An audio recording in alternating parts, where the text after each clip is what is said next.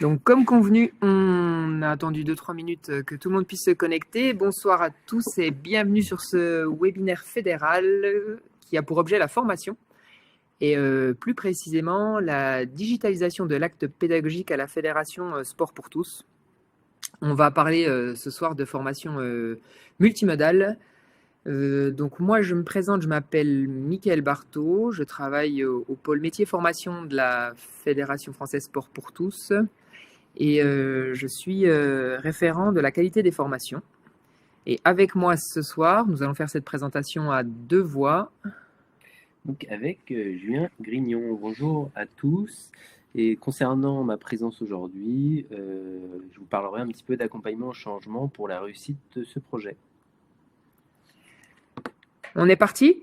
Alors, la première partie, elle a pour objectif de vous présenter le sens de ce projet à la Fédération. Si vous êtes présent à ce webinaire, c'est que vous êtes inscrit. Et si vous êtes inscrit, c'est que vous avez reçu le mail avec dedans 2 vidéos. Une vidéo de Michel Pie, vice-présidente de la Fédération, qui présentait clairement le sens du projet.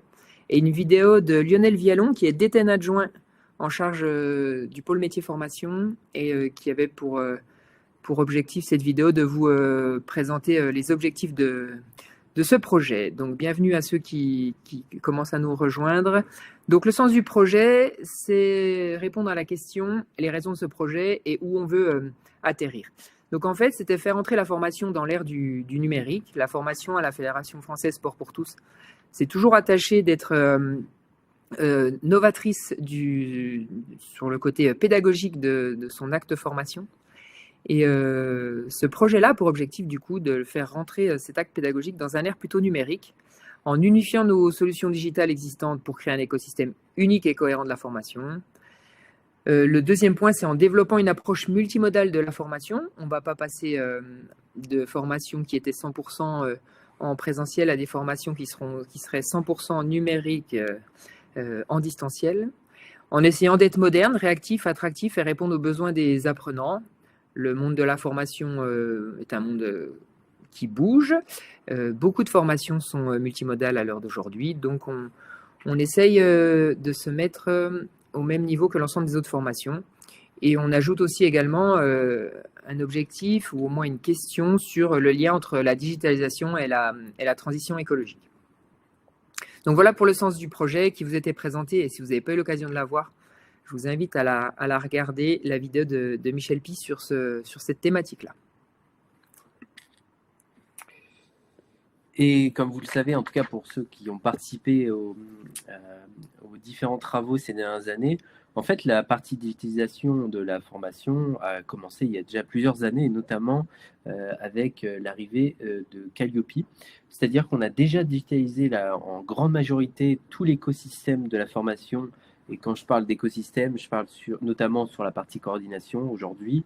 La coordination à travers les coordinateurs de formation régionaux est digitalisée, notamment à travers un outil qui s'appelle SharePoint, l'animation des réunions EFR à travers des visios, ou les commissions, les jurys pléniers aujourd'hui sont déjà digitalisés dans le réseau.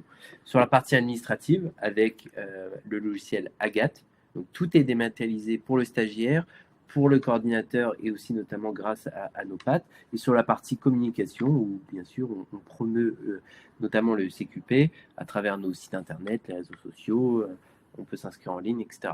Donc en fait, notre organisme de formation est déjà digitalisé depuis, on va dire, 2019. Et en fait, il manquait cette dernière brique qui est l'acte pédagogique, où grâce ou à cause du Covid, le réseau a expérimenté des choses, tester des choses de façon hétérogène en fonction des appétences et des besoins des territoires.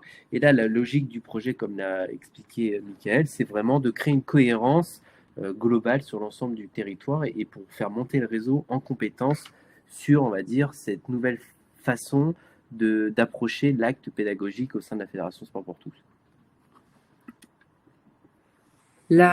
On a deux cibles principales dans ce projet-là. Le premier, c'est quand on parle numérisation de la formation, il faut obligatoirement parler de plateforme LMS.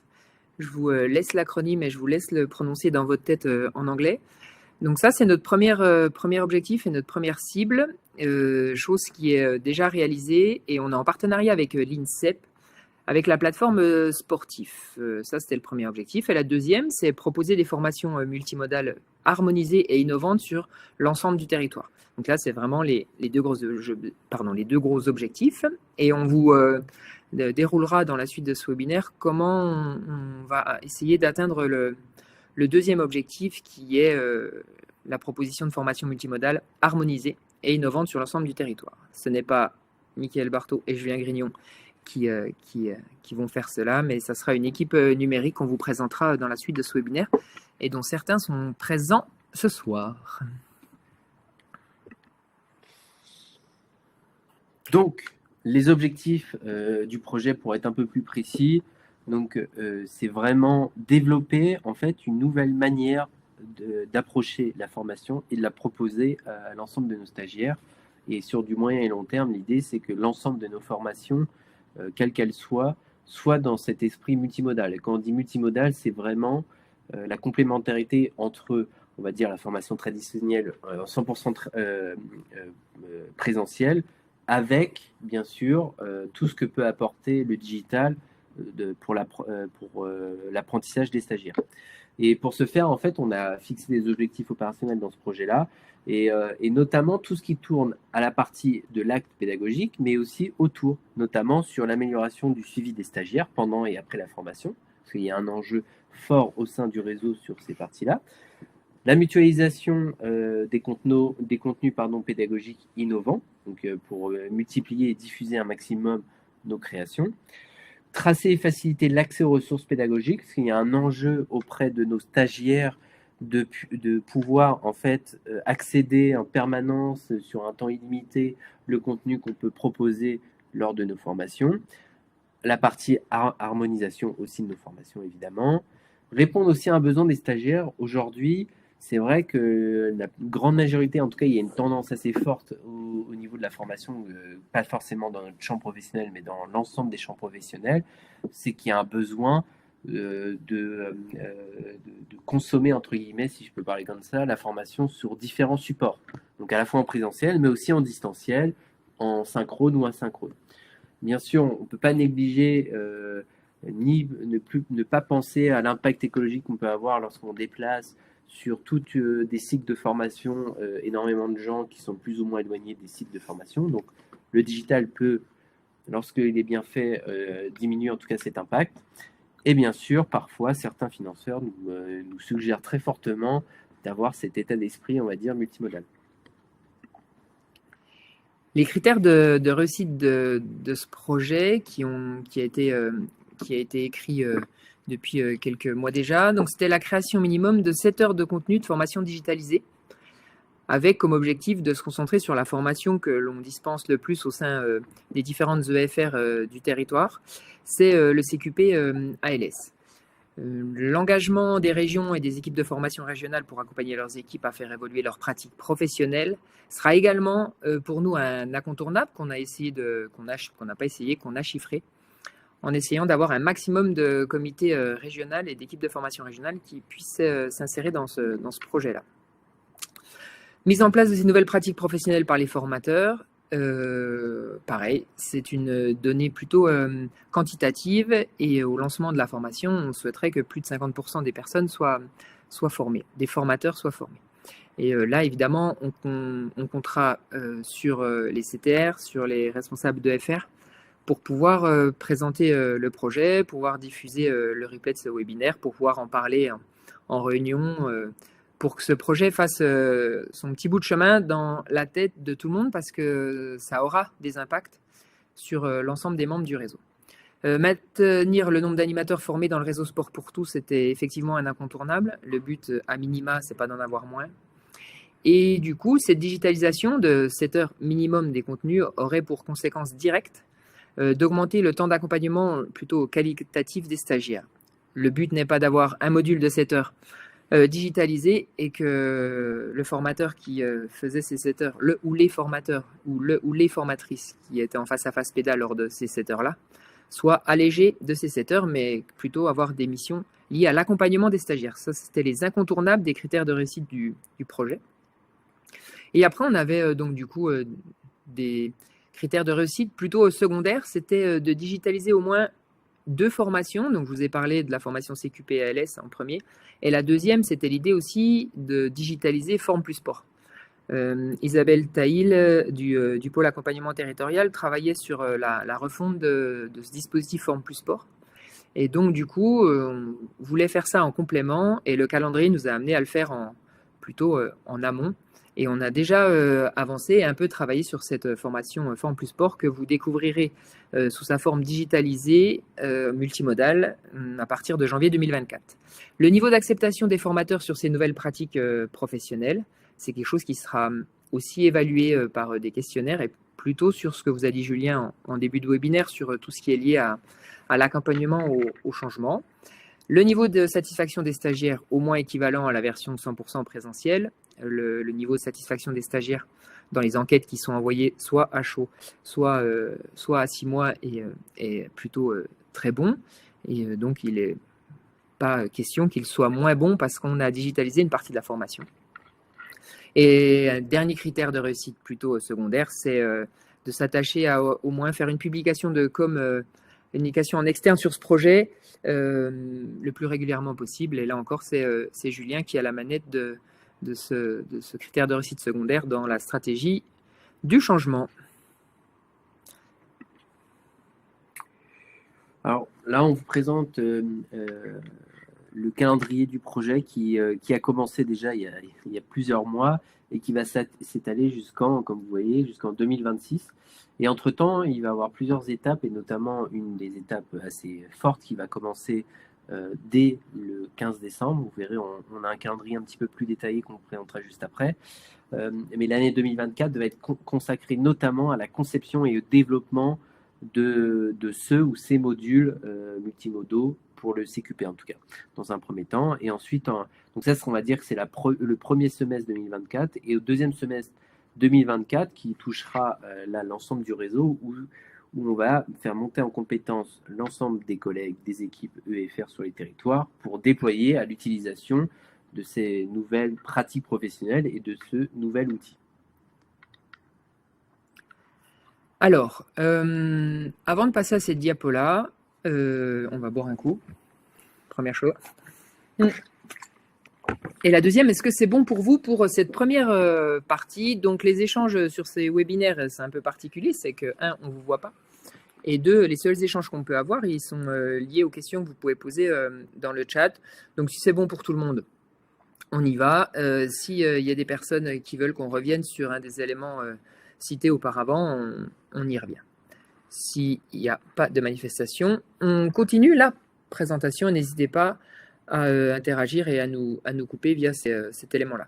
Donc, la stratégie de gestion du changement sur ce projet-là, elle est un peu, si ce n'est particulière, novatrice en tout cas au sein de la Fédération Sport pour tous. C'est que ce projet-là, il a deux référents, on va dire. Et il y a moi-même sur le volet plutôt technique et Julien sur le volet plutôt humain, tout ce qui est lié à la gestion de la conduite du changement.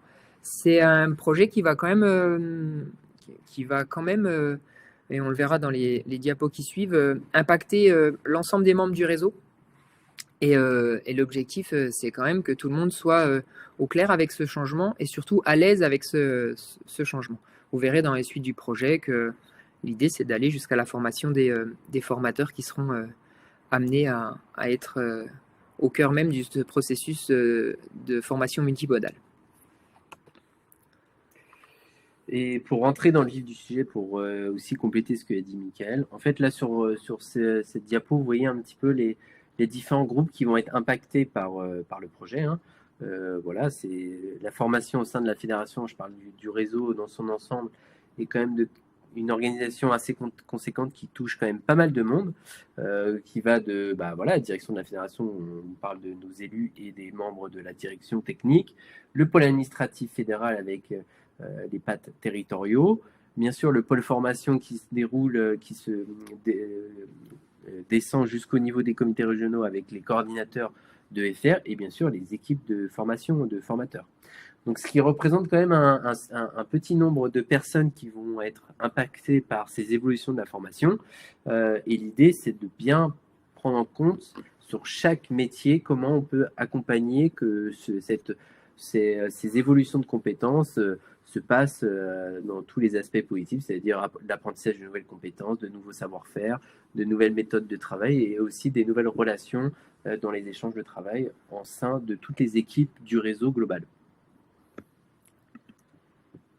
Alors, on ne vous cache pas qu'on attend quand même quelques bénéfices pour l'ensemble des acteurs du projet. Les acteurs, on les a catégorisés en 4 personnes, donc plutôt la fédération, plutôt les responsables de FR et les régions, les formateurs et en bout de chaîne, plutôt les stagiaires.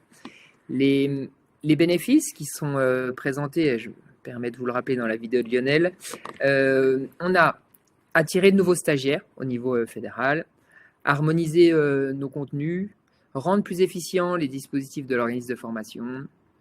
On rappelle la diminution de l'impact carbone fédéral dans cette obligation de réfléchir l'ensemble de nos projets avec le prisme de la transition écologique et apporter le service d'ingénierie et la plateforme. Quand on parle de la plateforme, c'est la fameuse LMS, la plateforme sportive de l'INSEP, aux équipes de formation régionales. Quand on dit apporter, le mot est pas très précis, mais c'est plutôt former à que apporter.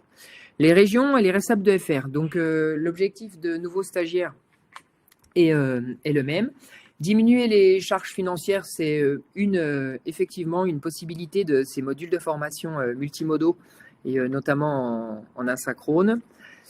Transférer du temps de formateur présentiel en temps de formateur accompagnateur des stagiaires, c'est un élément qui a été aussi beaucoup mis en avant lors des objectifs présentés en amont. Pour les formateurs, innover dans la pédagogie de formation, on a un réseau plutôt innovant, on a une formation de formateurs qui se tourne beaucoup vers les méthodes actives, qui se tourne beaucoup vers la prise de risque dans la proposition pédagogique. La numérisation ne devrait pas et ne devra surtout pas limiter cette innovation, devra plutôt au contraire l'encourager et essayer de la développer un maximum.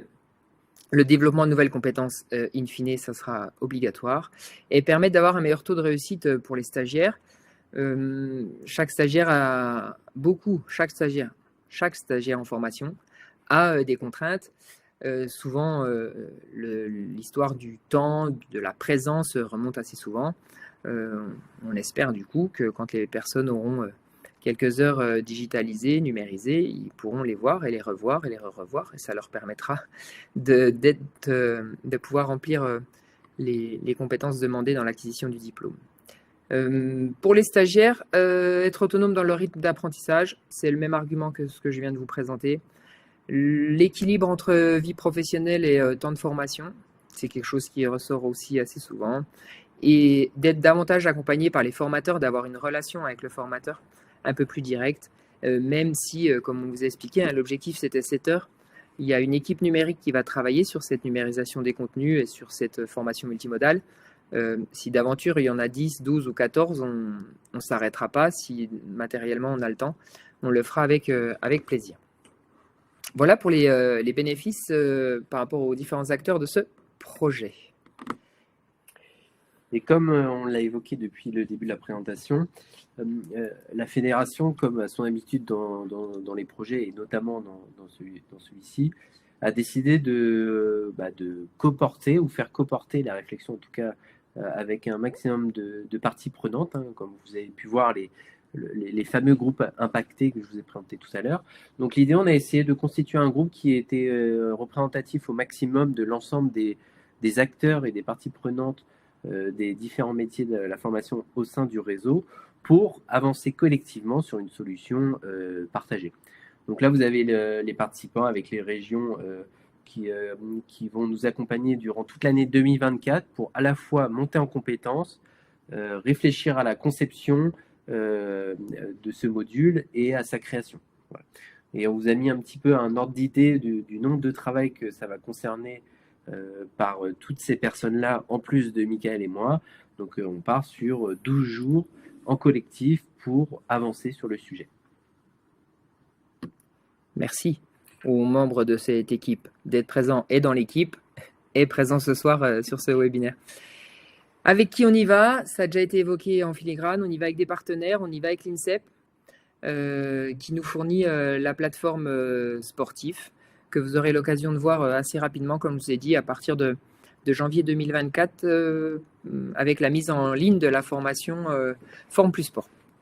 Le deuxième partenaire, c'est le réseau numérique du service public de la formation. Pour faire court, c'est le réseau numérique du ministère, donc qui est basé à Dijon et qui, lui, sera plutôt notre relais, notre formateur également, parce qu'on aura des jours de formation avec eux, sur comment on digitalise des contenus de formation de la manière la plus intéressante, pertinente. Vous choisissez l'adjectif que vous voulez. Donc, ce sont les deux gros partenaires de ce projet-là. Donc, quelle formation concernée? Bon, Mickaël l'a un peu évoqué. Et vous avez vu dans les objectifs secondaires, c'était de digitaliser au moins 2 autres formations que le CQP de notre catalogue fédéral.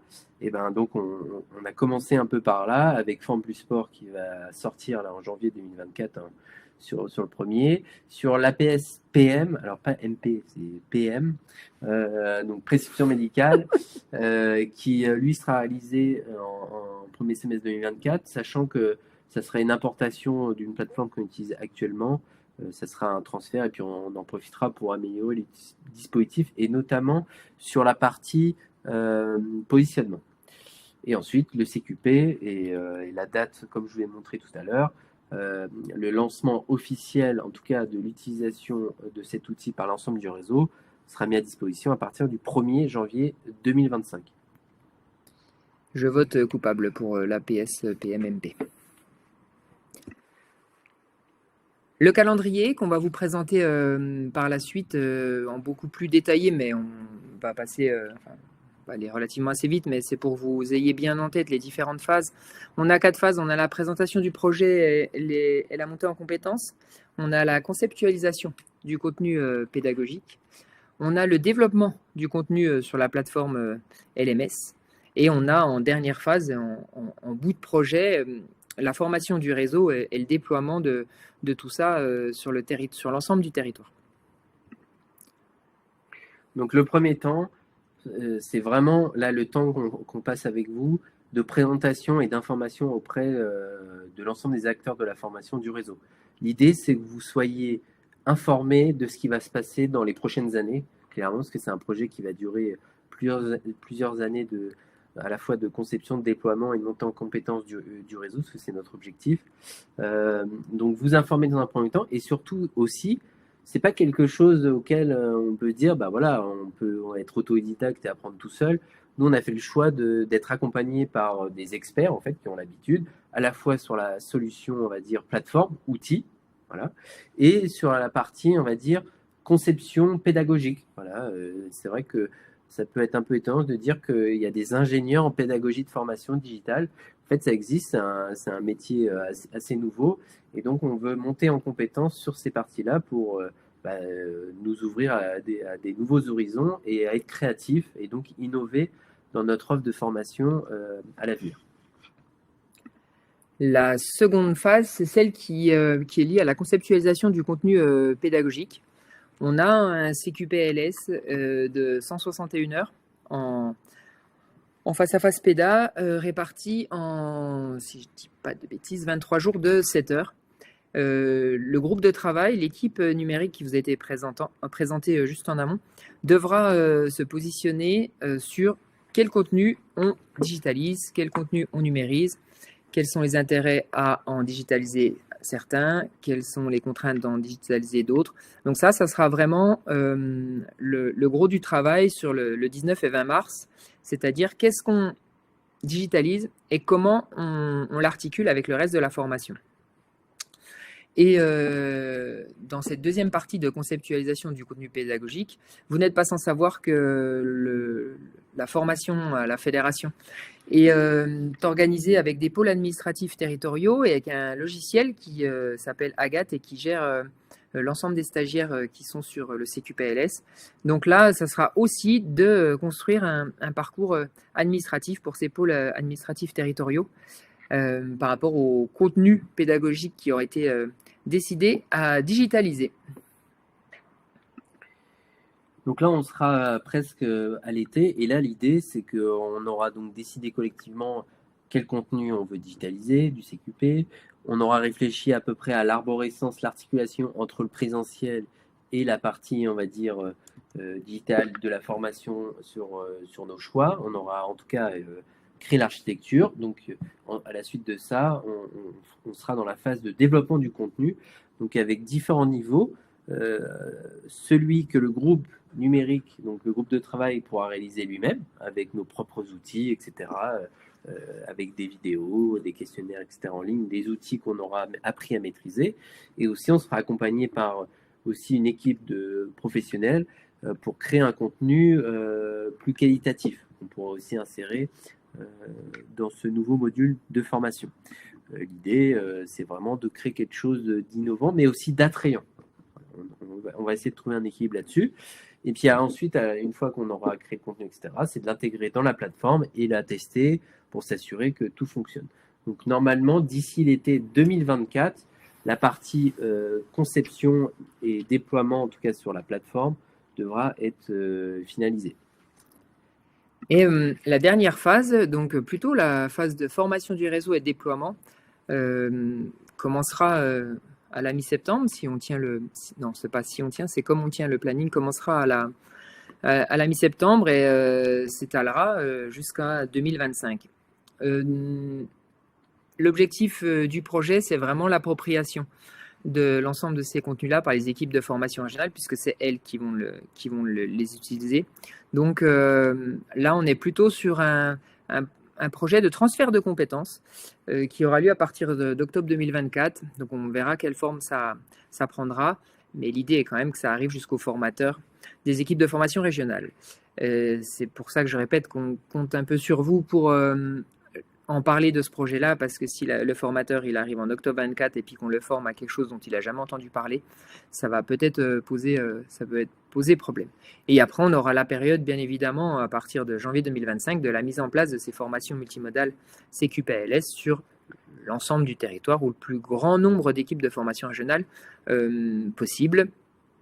Et après, s'en suivra bien évidemment des phases d'évaluation du projet dès la formation des équipes jusqu'à le premier semestre d'utilisation de cette plateforme et de cette nouvelle formation multimodale du CQPLS et de la PSPM et également de Forme Plus Sport. Juste avant que tu passes à la diapo d'avant, et je fais le lien avec la question de David Fontaine qui nous demande, voilà, souhaitant apporter un nouveau module de formation, comment puis-je faire porter ce projet? Alors, pour être bien sûr de la question, si je l'ai bien compris, l'idée, c'est est-ce que moi, en tant que formateur, je peux apporter du contenu et la mettre sur cette plateforme pour l'ensemble du réseau?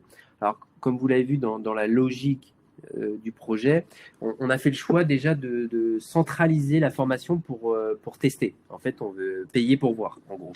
On va déployer ces nouvelles compétences, on va monter en compétences sur la partie ingénierie de formation digitale, le groupe de travail, on va créer des modules, le mettre sur une plateforme. Déjà, on fera le bilan sur cette partie-là. Ensuite, on va former le réseau à son utilisation, un premier temps, voir comment ça se passe aussi sur ces changements, en tout cas ces évolutions d'habitude qu'on peut avoir dans les équipes de formation régionale, l'utilisation de ces plateformes avec le présentiel. Et donc en juin 2025, c'est dans assez longtemps, mais le temps passe assez vite, on fera un bilan de cette méthode. Ensuite viendra, il se posera la question à nous de comment on monte en puissance et on déploie ça sur l'ensemble de nos formations. Aujourd'hui, on n'a pas la réponse parce que dans le processus du projet, on veut voir déjà comment ça s'est perçu et comment c'est utilisé au sein du réseau. Mais cette question à savoir, voilà, je suis formateur reconnu du réseau Sport pour tous. J'ai du contenu, j'aimerais bien le mettre à disposition ou dans un cadre restrictif ou ouvert sur la plateforme LMS de la fédération. Comment ça se passe? Donc ça, je pense que là, ça n'engage que moi. Il y aura une réflexion durant le deuxième semestre 2024 et le premier semestre 2025 sur la réflexion de comment on élargit ce dispositif. Est-ce que c'est toujours la Fédé qui centralise? Est-ce que c'est les régions, on les autonomise? Ou les deux, etc. Donc ça va poser des nouvelles questions et des nouvelles organisations. Donc on ira étape par étape. Ça sera sûrement la deuxième phase du projet de digitalisation de l'acte pédagogique. On a avancé, il est 18h30. On est tout bien. Pour terminer, on se laissait un temps. On vous a proposé de poser vos questions au fur et à mesure, mais on est bien conscient que notre débit de parole et le rythme de passage des diapos ne vous ont peut-être pas permis à le faire. Si vous en avez, c'est le temps de les poser. Alors bien évidemment, c'est le temps. Et si vous ne voulez pas la formuler maintenant, ou si vous en avez d'autres qui vous viennent après, on est présent dans le réseau depuis quelques temps pour que normalement vous ayez soit notre adresse mail, soit notre numéro de téléphone pour que vous puissiez nous la poser a posteriori si d'aventure vous avez des questions qui vous venaient. J'en profite pendant que certaines personnes peut-être rédigent des questions. L'idée aussi, c'est qu'on vous a fait cette présentation, vous avez vu avec le calendrier qui indirectement directement vous concerne pas forcément, mais l'idée c'est aussi de vous informer tout au long du projet des avancées.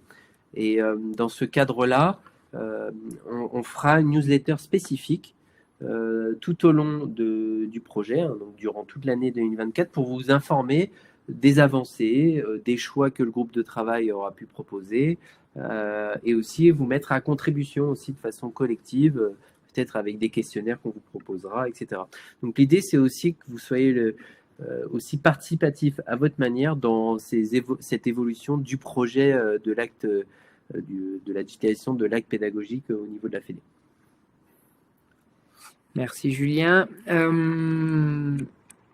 Donc du coup, on voit que Sabrina est peut-être en train d'écrire une question. Ça sera avec plaisir qu'on y répondra.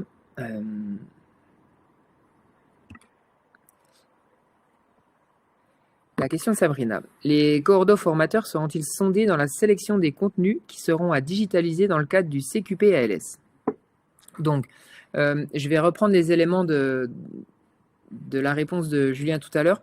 Le choix, il a été fait de faire une équipe numérique qui aura cette mission de faire le choix des contenus qui seront à digitaliser. Maintenant, l'équipe numérique, vous la connaissez, vous avez les noms. Si d'aventure il y a vraiment un contenu que vous dites vous en tant que coordo et formateur avec l'expérience que vous avez et que dites ça serait vraiment pertinent pour X ou Y raison de pouvoir le digitaliser, faites remonter à la personne qui travaille dans l'équipe numérique. En l'occurrence, Sabrina, je pense que tu peux trouver quelqu'un qui est pas trop loin de toi et qui fera partie de cette équipe et qui a souvent une capacité à argumenter intéressante. Donc voilà, mais ce n'est pas le choix qui a été fait de faire un tour de France des coordos et des formateurs pour leur demander, à votre avis, sur les 161 heures, qu'est-ce que vous pensez qu'il soit pertinent de digitaliser? Parce que vous doutez bien que si on pose ça à 20 coordos et à 100 formateurs, dans le meilleur des cas, on a 80 réponses différentes sur les 120 qu'on pose. Et puis n'oubliez pas la durée qu'on s'est fixée aujourd'hui dans l'objectif. Après, on verra dans les échanges, peut-être on fera plus, mais on s'est fixé entre 7 et 14 heures, ce qui peut être conséquent, mais en même temps aussi faible. Et on ne va pas pouvoir tout faire. Ça, c'est le premier point. Et le deuxième point, c'est pas aussi. Et là, c'est sur la vision qu'on a sur la Fédé, sur la partie digitalisation de la formation. L'idée, c'est pas d'utiliser la partie digital pour proposer du contenu en silo, c'est-à-dire qu'il n'y a pas forcément de lien avec le présentiel. L'idée, c'est vraiment d'innover et de créer des ponts entre ce que les formateurs sur les territoires en présentiel peuvent faire et utiliser le levier digital pour rendre plus efficient nos formations. On est vraiment dans cet état d'esprit, donc forcément, il va y avoir des frustrations, j'imagine. des gens qui vont avoir peut-être des opinions différentes. Et sur cette partie-là, il faut vraiment faire confiance au groupe de travail et ça va se construire dans le temps aussi. On parle évidemment dans un premier temps de 7 et 14 heures, mais peut-être à terme, en 2026-2027, on sera peut-être sur 50 heures ou peut-être moins, ou peut-être que ça aura arrêté. L'idée, c'est justement de voir l'évolution et comment ça prend au niveau du territoire. Et à un moment ou à un autre, de toute façon, vous serez sollicité soit pour avoir vos avis sur la compréhension de l'évolution, ou vous aurez des espaces d'échange pour discuter soit avec nous ou le groupe de travail sur ce projet-là. Le projet, il vous est présenté, je crois, en 2025, mais comme l'a pu évoquer Julien, 2025, c'est le projet, parce que nous, le projet, on l'a eu avec des objectifs à atteindre. Les objectifs, on pense pouvoir les atteindre jusqu'en juin 2025. Après, ça ne sera pas la fin de la digitalisation et de la numérisation et des formations multimodales au sein de la fédération. Ou alors, c'est que vraiment, on n'aura pas fait le job. Mais c'est peut-être à ce moment-là, justement, qu'on fera des changements. Il y a des contenus qui auront été numérisés et qu'on pensait pertinents, et que du coup, avec le retour et les évaluations, ça ne le sera pas. On en créera d'autres, on en gardera, on en modifiera. Voilà. On ne se ferme à rien du tout. Il y a une nouvelle question de Nicolas Gual-Yanni. Digitaliser veut dire filmer, monter? Est-ce que les solutions techniques sont déjà là ou en cours? Alors, oui, dans ta question, il y a les réponses.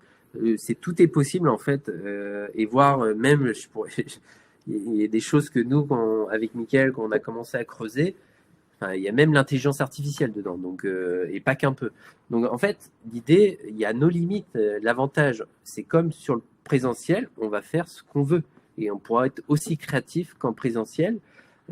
Sauf que l'extension, ça ne sera pas notre cadre réel, ça sera le cadre virtuel. Donc en théorie, on fera bien ce qu'on voudra en fonction de nos envies et nos objectifs.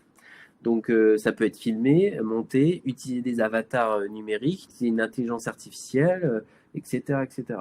Donc en fait, des solutions, il en existe beaucoup. Après, c'est la manière de les amener, de les utiliser et de les rendre accessibles qui va être un challenge pour nous. Et c'est pour ça que vous voyez, dans le lancement du projet, on a, pour le groupe de travail, pour les 10 personnes, 4 jours de formation sur cette thématique-là, parce que c'est vraiment un nouveau métier, avec des nouvelles compétences.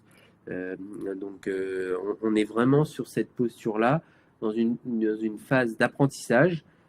On a tous vécu en plus, en tout cas la plupart, des formations à distance, que ce soit des MOOC ou des formations en visio, en synchrone, donc en temps en réel, ou en temps décalé. Donc en fait, il va falloir qu'on s'inspire de ce qui existe déjà et le créer à notre sauce sport pour tous, quoi. En tout cas, on ne viendra pas sur une séquence pédagogique du CQPLS dans le CR PACA avec une caméra, filmer 3 heures de formation et le mettre en ligne. Là, ça ne semble pas être les solutions les plus pertinentes quand on parle numérisation de la formation. Nicolas, est-ce que c'est bon pour toi cette réponse? Nicolas, ça roule. Sabrina, ça a marché aussi. Est-ce que vous avez d'autres questions ou pas? Et si vous n'en avez pas d'autres, on va vous remercier de vous être inscrit, 2 d'avoir participé, 3 d'avoir écouté ces 40 minutes. On s'était donné 45 minutes maximum.